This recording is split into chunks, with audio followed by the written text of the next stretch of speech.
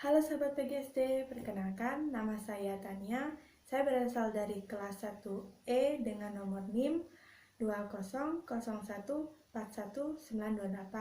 Di sini saya memenuhi tugas UTS mata kuliah yaitu Bahasa Indonesia dengan dosen pengampu Ibu Nurjana.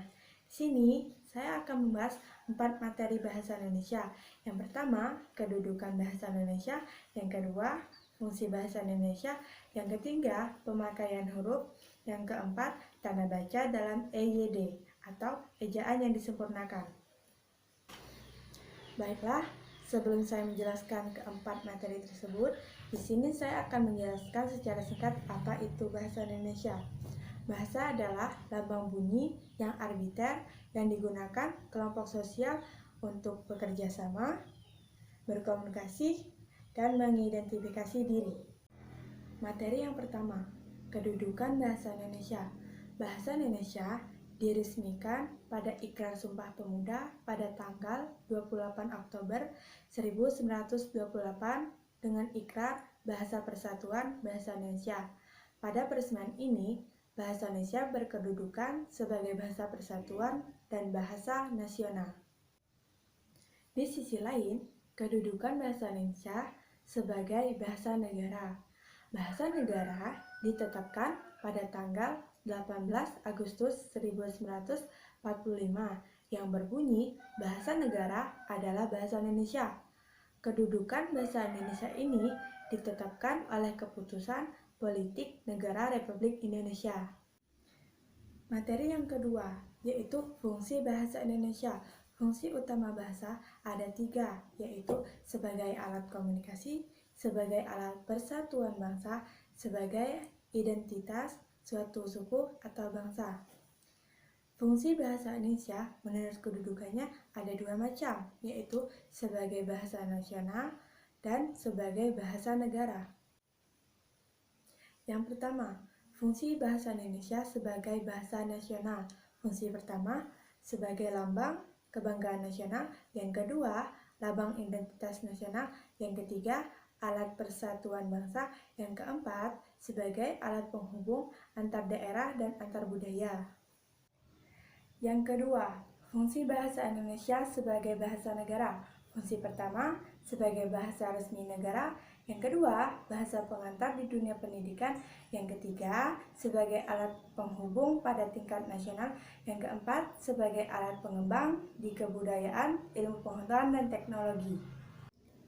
Materi yang terakhir, yaitu 3, pemakaian huruf. Yang keempat, tanda baca dalam EYD. Sebelum saya menjelaskan kedua materi tersebut, saya akan menjelaskan secara singkat apa itu EYD. EYD adalah ejaan yang disempurnakan, merupakan kaidah dan tata cara penggunaan bahasa Indonesia untuk ketentuan dan keseragaman bentuk dalam penggunaan bahasa penulisan. Ketentuan bentuk memperjelas makna bahasa itu sendiri dalam penggunaannya. Ejaan ini diresmikan oleh Presiden Republik Indonesia yaitu Soeharto pada tanggal 16 Agustus 1972.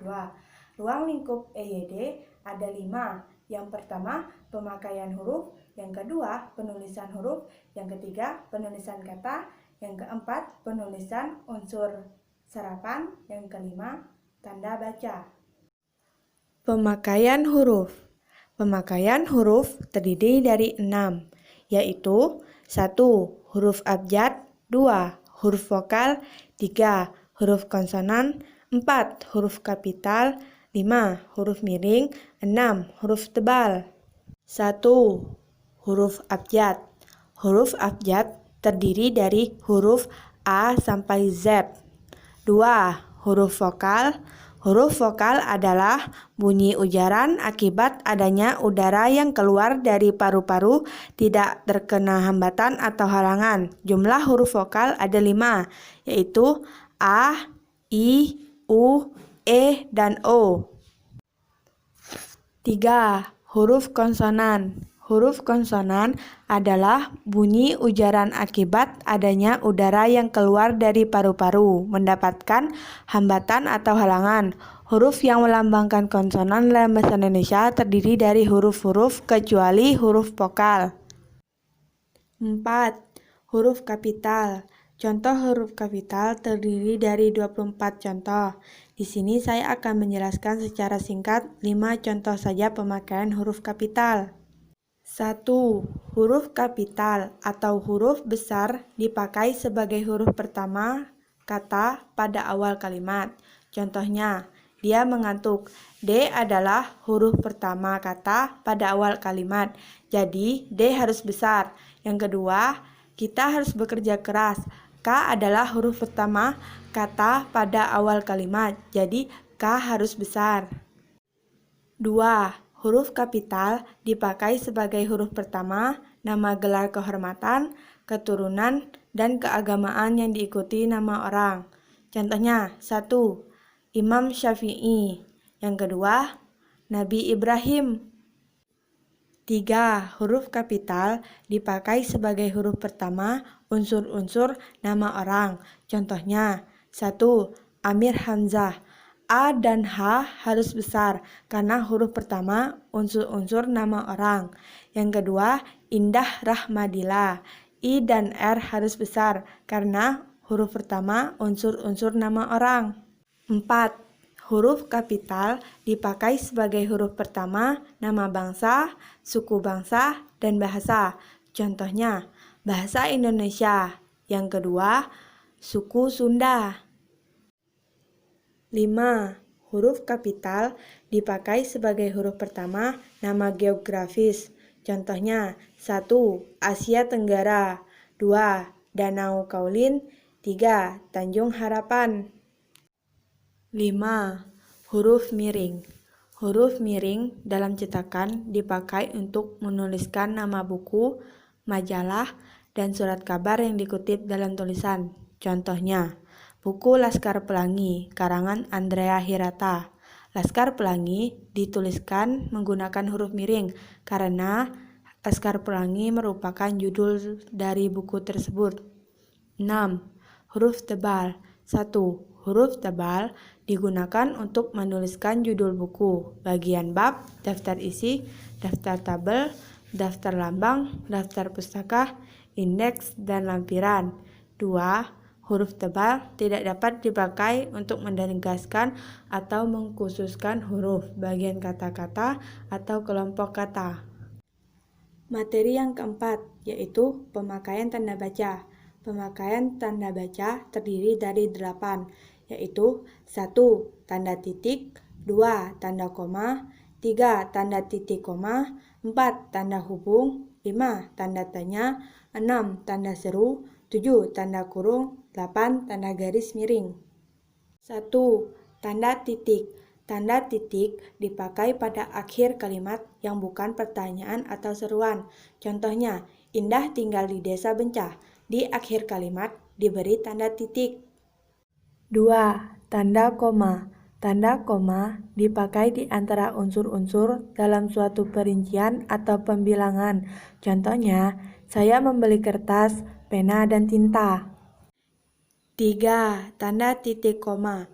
Tanda titik koma dapat dipakai untuk memisahkan bagian-bagian kalimat yang sejenis dan setara.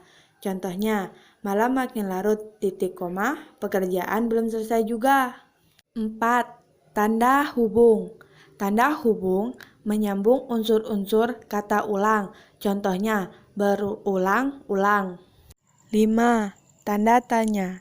Tanda tanya dipakai pada akhir kalimat tanya.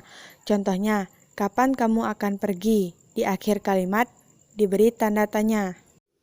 6. Tanda seru. Tanda seru dipakai sesudah ungkapan atau pernyataan yang berupa seruan atau perintah yang menggambarkan kesungguhan, ketidakpercayaan, atau rasa emosi yang kuat. Contohnya, alangkah seram film itu. Tanda seru. 7. Tanda kurung. Tanda kurung mengapit tambahan keterangan atau penjelasan. Contohnya, kalimat itu menggunakan EYD, buka kurung, ejaan yang disempurnakan. 8. Tanda garis miring. Tanda garis miring dipakai dalam nomor surat dan nomor pada alamat dan penandaan masa 1 tahun yang terbagi dalam 2 tahun takwin. Contohnya, tahun anggaran 2020 sampai 2025, Gang Keluarga 2 nomor 10. Sekian dan terima kasih. Semoga videonya bisa bermanfaat untuk kita semua. Saya akhiri. Wassalamualaikum warahmatullahi wabarakatuh.